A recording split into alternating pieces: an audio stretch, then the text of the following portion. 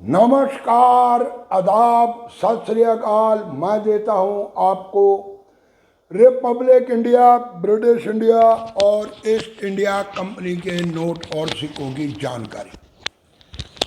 बजाता हूं ढोल, खोलता हूं पोल। बहुत सी ऐसी रहस्य मैंने उठाए इसमें से। आज आप लोगों को जो मैं इंफॉर्मेशन देने जा रहा हूं, शायद बहुत से लोग अगर थोड़ा सा दिमाग लगाएंगे तो मेरी आज की इंफॉर्मेशन के अनुसार सिक्के कलेक्ट कर सकते हैं। सिक्के आप ये वाले कलेक्ट करो। ये है चांदी के सिक्के। जी हाँ, चांदी के सिक्के। अभी कुछ दिन पहले मैंने एक शॉर्ट वीडियो में भी आप लोगों को चांदी के सिक्कों का रहस्य समझाया। मैंने आपको बताया कि सिक्का, 1 रुपए का सिक्का जो बनाया गया वो बनाया गया 11.7 ग्राम का, और उसमें सिर्फ जो चांदी है वो है 10.5 ग्राम, यानी कि 10.5 ग्राम चांदी। आज 1 लाख रुपए किलो, यानी कि 1000 रुपए प्रति 10 ग्राम के हिसाब से चांदी बिक रही है। 1050 रुपए की उसके अंदर चांदी है, परंतु जब आप सिक्के बेचने जाते हो तो आपको कहा जाता है 800 रुपए, 900 रुपए। ध्यान रखें इस बात का कि कभी भी किसी भी चीज़ की जब ढलाई करके मैन्युफैक्चरिंग की जाती है तो उसका रेट बढ़ जाता है। मैंने आप लोगों को आगाह किया कि जर्नल सर्कुलेशन के जर्नल सिक्के, कॉमन सिक्के, उनको भी आप लोग 1500 रुपये से कम पे ना बेचें, क्योंकि तैयारी चल रही है अब आप लोगों से चांदी के सिक्के कलेक्ट करने की। जैसे पहले एल्बम बना के बेची गई जर्नली रिपब्लिक इंडिया के सिक्कों की, ऐसे ही कुछ तैयारी चल रही है आप लोगों को ठगने की। आप लोगों से 1800 रुपये, 900 रुपये, 1100 रुपये में ये सिक्के मांगे जाएंगे, परंतु आप लोगों ने देने का नहीं, इनको संभाल के रखना। वो बुलाएगी परंतु जाने का नहीं। जी हाँ, इन सिक्कों को संभाल के रखें। और आज आपको दूंगा मैं 1/4 रुपीस ईस्ट इंडिया कंपनी और ब्रिटिश इंडिया कालीन के कुछ ऐसे सिक्के। कीमत उसमें से ऐसा भी सिक्का है जिसकी कीमत 8 से 10 लाख रुपए चल रही है, यानी कि लगभग 2.91 ग्राम का चांदी का सिक्का, 8-10 लाख रुपए कीमत। आप लोग हैरान ना हो, मैं बिल्कुल सही कह रहा हूं। और तकरीबन जितने भी चांदी के सिक्के 1/4 रुपीस बनाए गए, वो सभी के सभी रियर की कैटेगरी में आते हैं। ये रियर का मतलब कि कोई भी सिक्का ऐसा नहीं है जो चांदी के भाव में बिकता हो, भले ही आप लोगों से चांदी के भाव में ठगा जाता हो। जी हाँ, मेरा एक थ्योरी है, कहते हैं कि मायूस ना हो, इरादे ना बदल, तकदीर का क्या है, ये तो कभी भी बदल सकती है। आज मैं आपको अंत में बताऊंगा ट्रिक, कि किस ट्रिक से आप इन सिक्कों को कलेक्ट कर सकते हैं। तो शुरुआत करते हैं इन सिक्कों की। ये सिक्के भी बनाए जाने लगे शुरुआती दौर में। पहली बारी जब ये सिक्का बनाया गया 1/4 रुपए का, तो ईस्ट इंडिया कंपनी के समय में बनाया गया 1935। जी हाँ, 1935। और ये बनाया गया है बम्बे और कलकत्ता 2 मिनटों से। दोनों मिनटों का सिक्का यूएनसी कंडीशन में कीमत रखता है लगभग 12,000 रुपए तक। परंतु आप लोग अंदाजा लगाओ कि यूएनसी कंडीशन यानी कि 1835, 1935, 2035, लगभग 190 साल के बाद ये सिक्का यूएनसी नहीं मिल सकता। ये सिक्का आपको एक्स्ट्रा फाइन वेरीफाइन में मिलेगा, और ये आपको बोलेंगे उस सिक्के का 200, 250, 300 रुपए। परंतु बुक के माध्यम से भी फाइन कंडीशन 1800 रुपये कीमत दी है। ये ठगी का जाल जो चलता है, ये कॉइन एग्जीबिशन में भी चलता है, वहाँ भी बेवकूफ़ बनाया जाता है। ध्यान रखिए इस बात का। वहाँ पर भी जो 2-3 स्टॉल हैं जो चांदी के सिक्के लेते हैं, वो इसी तरह से कुछ बात करते हैं। कहते हैं कि इसके अंदर 2.5 ग्राम चांदी है और चांदी के भाव से आपसे बात करेंगे।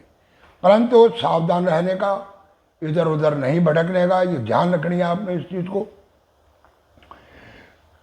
लगभग 12,000 रुपये कीमत, चाहे वो बम्बे का हो चाहे कलकत्ता का हो, कोई फर्क नहीं पड़ता।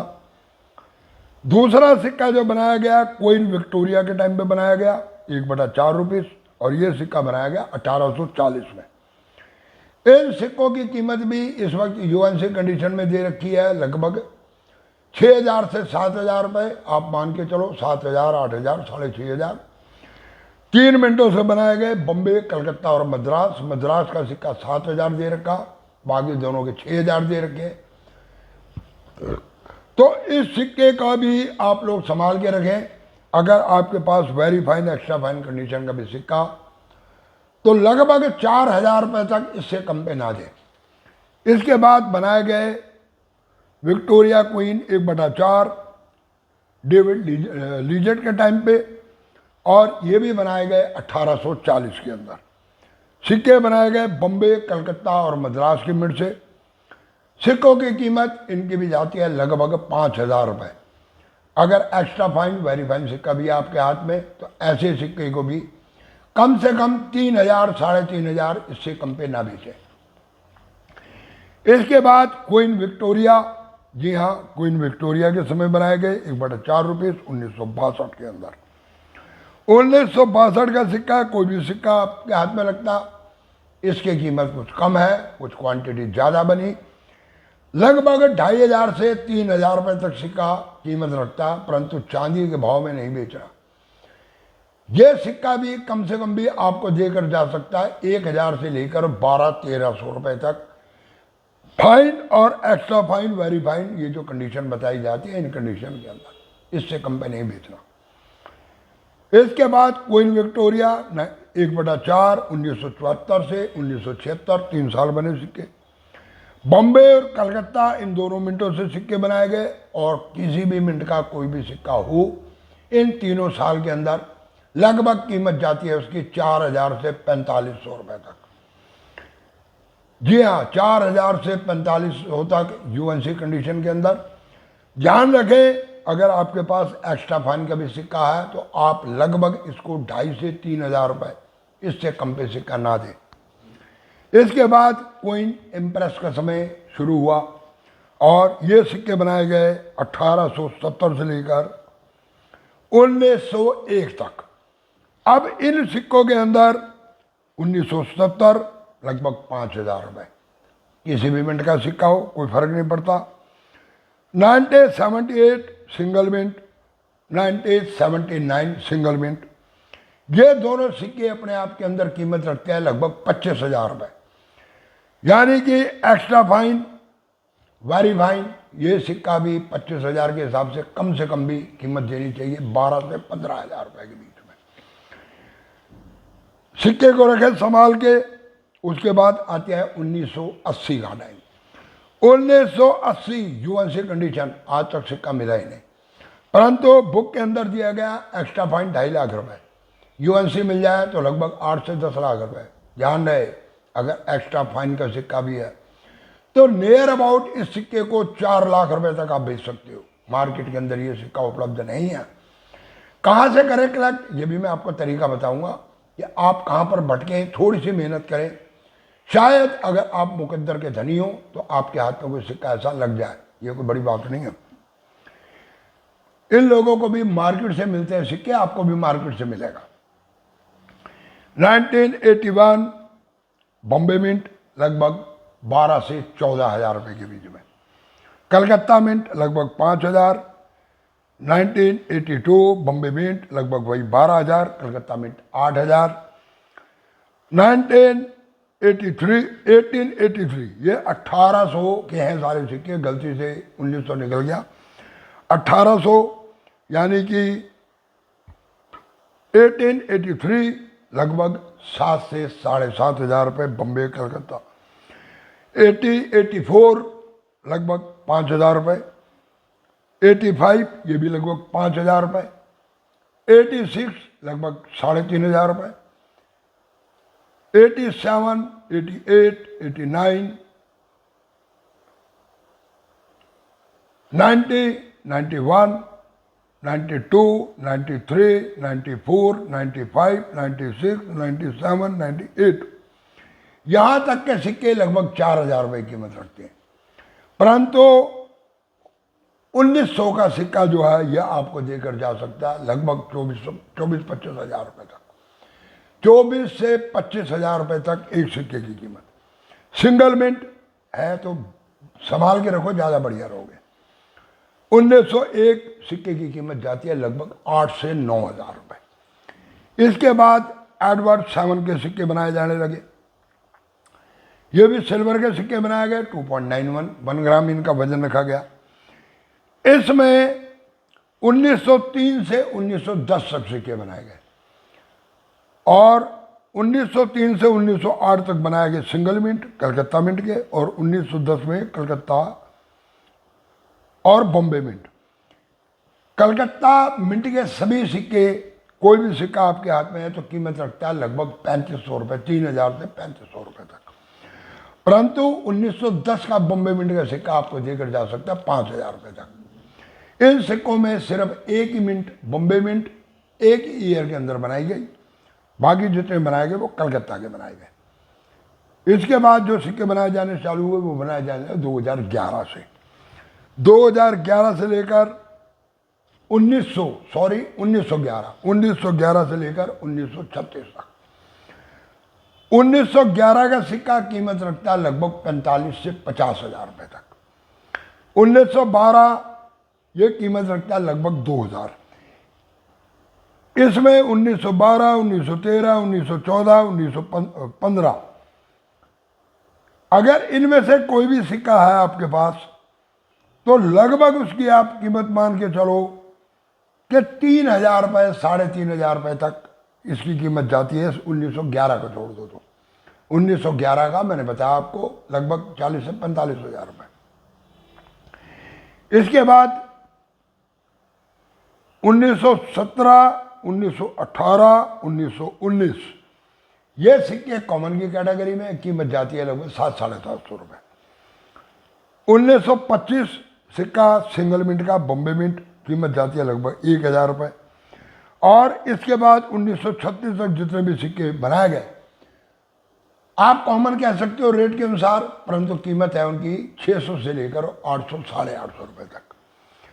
इसके बाद बनाए गए जॉर्ज 6 के समय के अंदर सिक्के 1939 और 1940। 1939 बॉम्बे और कलकत्ता कॉमन कॉइन है, लगभग 650 रुपये। परंतु 1940 ये सिक्के की कीमत जाती है लगभग 3 से 3,500 रुपये तक। इसके बाद बनाए जाने लगे जो सिक्के वो भी बनाए गए वही जॉर्ज 6 के समय के अंदर, और इसमें सिल्वर के साथ निकल की मिक्सिंग की गई। 50% सिल्वर, 50% निकल। सिक्कों की कीमत गिर जाती है, कीमत रखती है लगभग 200-250 रुपये की। तो ये हैं 1/4 रुपीस जिनकी आपको कीमत बताई, क्योंकि पिछले काफ़ी समय से कई लोग चांदी के सिक्कों की भी फोटोएं भेज रहे हैं कि जी इन सिक्कों की कीमत बताओ। 3-4 बंदों की 1/4 रुपीस की फ़ोटो आई है, उनके लिए भी ये फायदेमंद है। बाकी आप लोगों को मैंने बताया जो सिक्कों की कीमत, क्योंकि जब आप कलेक्शन का काम करते हैं, इधर उधर भटकते हैं तो कहीं से कुछ भी हाथ में लग सकता। तो इसमें आपको मैं एक रहस्य बताता हूँ। ऐसा करो, आपके आस पड़ोस में, आपके गांव में कई ऐसे गांव हैं जिनको गांव भी कह सकते हो या छोटी स्टेट, छोटा शहर कह सकते हो, सिटी कह सकते हो, छोटी सिटी, जहां अक्सर चारों तरफ के गांव देहात के लोग आते हैं अपनी चांदी बेचने के लिए। ऐसे सुनारों की दुकानों के ऊपर जाओ। वैसे तो सुनारों को भी इसके बारे में थोड़ी बहुत नॉलेज है, परंतु फिर भी सुनारों से, क्योंकि सुनारे इन सिक्कों को ज़्यादातर खरीदते हैं गांव देहात वालों से चांदी के भाव पे। आप लोग नज़र रखो, गांव देहात के बड़े बूढ़ों से बात करो, बुजुर्गों से बात करो कि चांदी के सिक्के कोई पड़े हैं तो बाबा, दादा, चाचा, ताऊ दिखाओ, उनसे सिक्के देखो, तो शायद इस तरह के सिक्के आपको उनसे मिले।